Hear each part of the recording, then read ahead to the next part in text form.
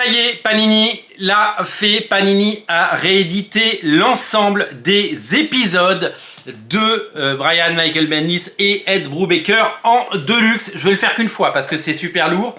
En 7 deluxe, 7 deluxe. Alors vous êtes très nombreux à souvent émettre un avis très défavorable quand Panini réédite des arcs entiers en omnibus en disant c'est illisible, c'est trop lourd, on n'y arrive pas, etc. On préfère les deluxe. La plupart des grands récits sont édités, vous le savez, en omnibus. Quand il y a beaucoup d'épisodes, la façon la plus simple et la plus rentable de proposer ces récits, c'est souvent en omnibus. Pour Daredevil, ils ont pris une toute autre option. Et il faut s'en réjouir.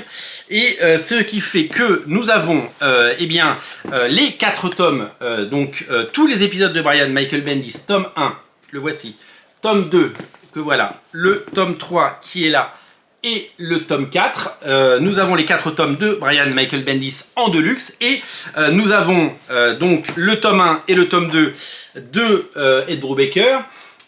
Voici, et le tome 3 qui sort aujourd'hui. Le tome 3, donc le voici, le voilà. Il est plus gros que les autres. Ils ont fait un gros volume pour pouvoir conclure la série. Et vous pouvez donc découvrir la fin du run de Brian Michael Bendis. Alors une des choses qu'il faut savoir, c'est que Brian Michael Bendis est arrivé sur la série au début des années 2000, c'est une de ses meilleures séries, et qu'il a créé vraiment une mythologie et quelque chose de légendaire autour de Daredevil, et que quand Ed Brubaker est arrivé, c'était pas encore le Ed Brubaker qu'on connaît aujourd'hui, qui fait Criminal, Fatal, qui fait Reckless, qui fait tous ces récits qu'on adore chez Delcourt. Il était encore un jeune scénariste, déjà talentueux, et qu'il a pris la suite de Bendis et il a vraiment écrit une sorte de continuité absolument géniale, ce qui fait que ça forme un tout, même graphiquement. Graphiquement, c'est Alex Maliv qui était le dessinateur principal, qui a fait quasiment tous les épisodes de Brian Michael Bendis. Et là, c'est Michael Lark qui prend la suite. Et Michael Lark, il a ce trait évidemment totalement adapté à Daredevil. Il propose évidemment cette noirceur et ce côté très sombre qu'on apprécie particulièrement chez Daredevil, et ça match super bien. Ce qui fait que, on a un nombre incalculable d'épisodes absolument fabuleux. C'est simple, on va calculer. Il est parti au numéro quasiment 120. Brubaker, et l'autre est arrivé au numéro 26. Donc on a quasiment une centaine d'épisodes de qualité, tous fabuleux, tous géniaux, et tous qui nous proposent la même vision d'un Daredevil dans un New York très noir, très glauque, avec des histoires pas faciles, avec une belle histoire d'amour au milieu, vous le découvrirez, et avec du talent à toutes les pages, et c'est tout simplement génial. Donc le tome 3 il arrive, donc vous avez quand même la possibilité de prendre les 7 tomes et d'avoir peut-être ce que Daredevil a fait de meilleur, ce que Marvel a proposé de meilleur sur le personnage de Daredevil, parce que c'est vraiment quelque chose d'à la fois étonnant et génial.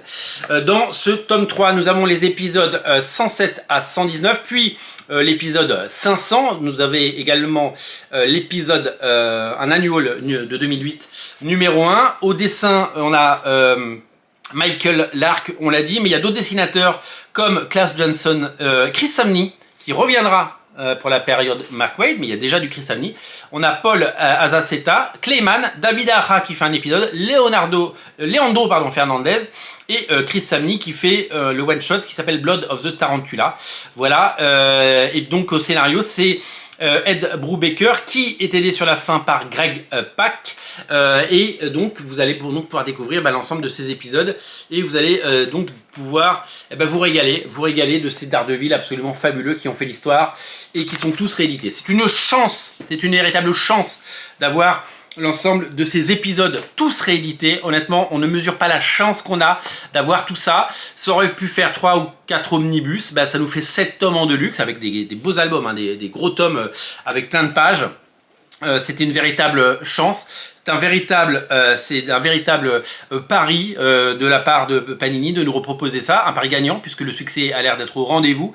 En tout cas, c'est à la fois réjouissant et génial, et vraiment je salue cette collection et cet effort. Je suis tellement content de redécouvrir ce Daredevil que j'ai tant aimé dans cette collection de luxe que j'adore.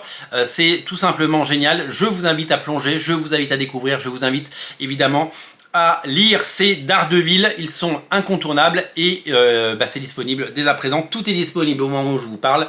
Craquez pour ce tome 3, ça s'appelle Le Retour du Roi et ça sort aujourd'hui. Salut!